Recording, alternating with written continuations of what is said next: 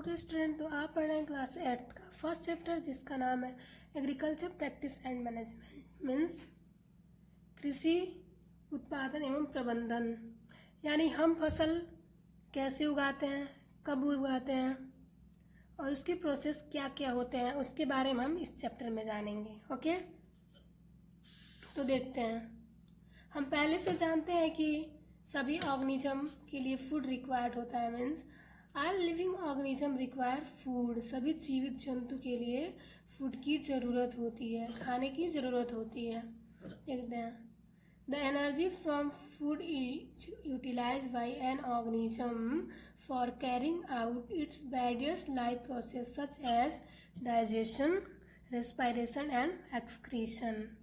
इसका मीन्स ये है कि जो हमको भोजन से एनर्जी मिलती है वो एनर्जी हम कहाँ यूटिलाइज करते हैं, अपने बॉडी में यूटिलाइज करते हैं, जिससे हमारे वेरियस पार्ट यानी हमारे बॉडी के कोई फंक्शन काम नहीं कर रहे होते हैं, यानी टिश्यू डैमेज होते हैं, उसको ठीक करने का कार्य करता है। ओके, और ऐसे प्रोसेस में हमारा डाइजेशन, रेस्पिरेशन और एक्सक्रीशन सही रहता है। डाइजेशन मीन्स पाचन, यानी इनटेक फूड इन माउथ, जैसे हम मुंह में भोजन को लेते हैं, और स्मॉल इंटेस्टाइन यानी एनस तक कलेक्ट होने तक का प्रोसेस हमारा डाइजेशन में आता है। ओके, तो दूसरा है रेस्पिरेशन। रेस्पिरेशन मीन्स सांस लेना। हम नाक के थ्रू सांस लेते हैं। जो हमारा लंग्स होता है वो क्या करता है, सांस के थ्रू हमारा क्या जाता है, एयर अंदर जाता है, जिसमें से ऑक्सीजन को ले लेता है, बाकी सब रिलीज कर देता है, जिससे हम फिर से उसको वापस इन्वायरमेंट में छोड़ देते हैं। तो रेस्पिरेशन हो गया। एंड एक्सक्रीशन, उत्सर्जन। जो भी हमारे अंदर से एक्सक्रीटरी मटेरियल बाहर निकल जाता है उसको हम एक्सक्रीशन बोलते हैं। Okay, second, plants can make their food themselves but animals including humans can not. जो प्लांट्स होते हैं वो अपना भोजन स्वयं से बना लेते हैं। ओके, जो प्लांट्स हैं, जो हरित पेड़ पौधे हैं, वो अपना भोजन खुद बना लेते हैं, लेकिन एनिमल, जानवर और ह्यूमन ऐसा नहीं करते, यानी वो अपना भोजन नहीं बना सकते। क्यों नहीं बना सकते? क्योंकि उनके पास क्लोरोफिल नहीं है। पौधे क्यों अपना भोजन बना लेते हैं? क्योंकि उनके पास क्लोरोफिल है। हम जानते हैं जो प्लांट्स होते हैं वो किस प्रोसेस के थ्रू अपना भोजन बनाते हैं, फोटोसिंथेसिस प्रोसेस के थ्रू अपना भोजन बनाते हैं, जिसमें मेन रोल किसका होता है, क्लोरोफिल का, जो कि प्लांट्स के पास होता है, ह्यूमन के पास नहीं होता है। जो फोटोसिंथेसिस की प्रोसेस होते हैं उसमें क्या होता है, जो ग्रीन प्लांट्स हैं जिनके पास क्लोरोफिल है वो इन्वायरमेंट से कार्बन डाइऑक्साइड, अर्थ से मिनरल एंड वाटर एंड सन से लाइट को लेके अपना भोजन बनाते हैं, जिस प्रोसेस को हम फोटोसिंथेसिस बोलते हैं। ऐसा एनिमल नहीं कर पाते। Okay, we gets our food from plants or animals or both. We get, हम और एनिमल यानी जीव जंतु और मनुष्य अपना भोजन कहाँ से प्राप्त करते हैं, प्लांट से, यानी हरे पेड़ पौधों से अपना भोजन डायरेक्टली और इनडायरेक्टली वे से प्राप्त करते हैं। ओके, हम नेक्स्ट टॉपिक पे चलते हैं। In our country 3 category of crops are grown. जो हमारा कंट्री है वो वहाँ पे क्रॉप यानी फसल को 3 कैटेगरी में बांटा गया है, 3 टाइप से बांटा गया। पहला है खरीफ क्रॉप्स, दूसरा है rabi crops and third zaid crops. तो पहला हम खरीफ क्रॉप्स को देखते हैं। The crops which are grown in the rainy season. ऐसे क्रॉप्स जो रैनी सीजन यानी बारिश के मौसम में उगते हैं, यानी जो ऐसे प्लांट्स, ऐसे क्रॉप्स जो रैनी सीजन में उगाए जाते हैं, यानी बारिश के मौसम में उगाए जाते हैं, उस वैसे प्लांट्स को क्या बोलेंगे, खरीफ क्रॉप्स। एग्जाम्पल के लिए देखिए तो पैडी, मैज, सोयाबीन, ग्राउंडनट, कॉटन, ये सब क्या है, खरीफ क्रॉप्स हैं। और इसका टाइम पीरियड क्या होता है, इसका समय क्या होता है, इसका सीजन क्या होता है। तो हम देखें जून टू सितंबर इसका सीजन है, जो क्या है, रैनी सीजन है। इसमें कौन सा क्रॉप्स होता है, खरीफ क्रॉप्स। एग्जाम्पल के लिए हमने देख लिया paddy, maize, soybean, groundnut and cotton, ये सब क्या है, खरीफ क्रॉप्स है। खरीफ क्रॉप्स कब होते हैं, रैनी सीजन में। इनका टाइम पीरियड क्या होता है, जून टू सितंबर, और एग्जाम्पल हमने देख ही लिया। अब आते हैं रबी क्रॉप्स की तरफ। The crops are grown in the winter season. ये किस सीजन में उगते हैं? ठंड के सीजन में, विंटर सीजन में उगाए जाते हैं। इनका टाइम पीरियड क्या होता है और इनका सीजन मीन्स अक्टूबर टू मार्च। इनका जो पीरियड होता है वो अक्टूबर टू मार्च के बीच में होता है। अक्टूबर टू मार्च के बीच में कौन सा सीजन आता है? Winter season. तो इसलिए इनको बोलते हैं विंटर का प्लांट्स हैं। Okay, are called rabi crops. जो अक्टूबर और मार्च के बीच में जो पौधे उगाए जाते हैं उसको हम क्या बोलेंगे? रबी क्रॉप्स बोलेंगे। अब आता है तीसरा जायद का क्रॉप्स, यानी जायद क्रॉप्स। ये होता है समर क्रॉप्स। ये समर के महीने में उगाए जाते हैं, गर्मी के महीने में उगाया जाता है। तो देखते हैं, the crops grown in the summer season are called zaid crops.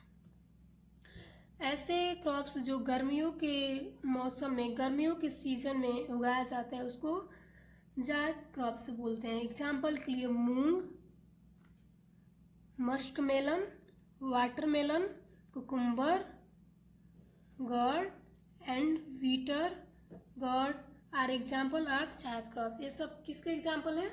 जायद क्रॉप्स के एग्जाम्पल है। तो हमने देख लिया कि हमारी कंट्री में 3 कैटेगरी हैं प्लांट्स की। पहला है खरीफ क्रॉप्स, दूसरा है रबी क्रॉप्स एंड थर्ड है जायद क्रॉप। फर्स्ट जो खरीफ की क्रॉप्स है किस में उगती है? रैनी सीजन में उगती है। इसका पीरियड क्या होता है? जून टू सितंबर। एग्जाम्पल के लिए हमने देख लिया paddy, maize, soybean, groundnut. And जो रबी क्रॉप्स है वो विंटर सीजन में उगते हैं जिसका टाइम पीरियड होता है अक्टूबर टू मार्च। एंड इसके एग्जाम्पल के लिए हमने देख लिया wheat, gram, P, mustard, linseed. Okay, and third and last है जायद क्रॉप। जो कौन सा क्रॉप से? समर क्रॉप से, जो गर्मियों के सीजन में उगाया जाता है। एग्जाम्पल के लिए देखिए तो moong, muskmelon, watermelon, ETC। Okay, अब हम आगे चलते हैं और आगे देखते हैं cultivation of crops involves of following activities. इसमें है प्लांट्स तैयार होने से लेके कटाई तक के बीच का जो पूरा प्रोसेस होता है उसको इसमें जानेंगे। तो पहला है सोयल प्रिपरेशन। सबसे पहले तो हम मिट्टी तैयार करते हैं। कोई भी बीज डालने से पहले, उगाने से पहले हम सबसे पहले क्या करते हैं? उसकी मिट्टी तैयार करते हैं। और सबसे पहले हम मिट्टी कैसे तैयार करेंगे आइए देखते हैं। It's involves losing and tilling of the soil. सबसे पहले हम क्या करते हैं? मिट्टी को लूज करते हैं यानी ढीला करते हैं। एग्जाम्पल के लिए हम देखें तो किससे ढीला करेंगे? प्लफिंग, मतलब हल के थ्रू हम इसको ढीला करेंगे। वाटरिंग, उसको पानी देंगे, वाटर देंगे। ओके, तो हम क्या करेंगे? इस प्रोसेस में मिट्टी को ढीला करेंगे। और दूसरा है सोइंग, बीज डालना। सोइंग क्या है? Sowing is the process of putting seed in the soil, यानी बीज को हम सॉइल, मिट्टी में डालते हैं, उस प्रोसेस को हम क्या बोलते हैं? सोइंग। एंड तीसरा adding manure and fertiliser. Fertiliser का इसमें मेन रोल होता है। हम फर्टिलाइजर नहीं डालेंगे तो कीट पतंग हमारे प्लांट्स को खा जाएंगे, हमारे खाने के लिए नहीं छोड़ेंगे। ओके, तो हम देखते हैं the substance which are added to the soil in the form of nutrients to improve the products of the crops and fertilizer of the soil are called manure and fertilizer. Manure और fertiliser ऐसे substance हैं जो हमारे soil को और fertiliser और अधिक उपजाऊ बनाते हैं और हमारे प्लांट्स की सुरक्षा करते हैं। अब नेक्स्ट आता है इरिगेशन, मीन्स उसको पानी देना। हमने क्या किया? मिट्टी तैयार कर लिया, फिर बीज डाल दिया, फिर उसमें फर्टिलाइजर डाल दिया। उसके बाद से क्या करेंगे? हम इरिगेशन, उसको पानी देंगे। उसको वाटर की भी तो नीड होगी ना, तो हम इसको क्या करेंगे? पानी देंगे। इस प्रोसेस को क्या बोलेंगे? इरिगेशन। देखो, supply of water to crops at appropriate intervals is called irrigation. यानी अपने प्लांट्स को, अपने क्रॉप्स को वाटर सप्लाई करने की प्रोसेस को इरिगेशन बोलते हैं। ओके, अब आगे चलते हैं प्रोटेक्शन फ्रॉम वेट्स। हम देखते हैं कि हमारे प्लांट्स है उसके चारों तरफ कुछ ऐसे और प्लांट्स उग जाते हैं जिसकी हमें ज़रूरत नहीं होती है। तो ऐसे प्लांट्स को हम क्या बोलते हैं? वेट्स बोलते हैं। जो अननेसेसरी प्लांट्स हमारे प्लांट के चारों तरफ घेर लेती है उसको वेट्स बोलते हैं। और उससे हमको प्रोटेक्ट करना होता है। तो कैसे करते हैं हम? अपने प्लांट्स के अलावा जो अननेसेसरी प्लांट्स है उसको वहाँ से हटा देते हैं, वहाँ से रिमूव कर देते हैं, तो उस प्रोसेस को हम बोलते हैं प्रोटेक्शन फ्रॉम बेड्स। तो देखते हैं, weeds are the unwanted plants, अनचाहा पौधा है जो जिसकी हमें नीड नहीं है, okay, that grown along with the crops, its remove is the must for the better grown of the crops. इसको हटा देने से हमारा क्रॉप और अच्छे से ग्रो करता है।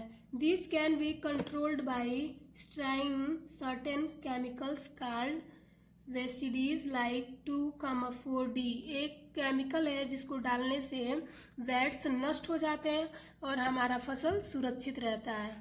अब हम पढ़ेंगे इसके आगे हार्वेस्टिंग। हार्वेस्टिंग मीन्स फसल काटना।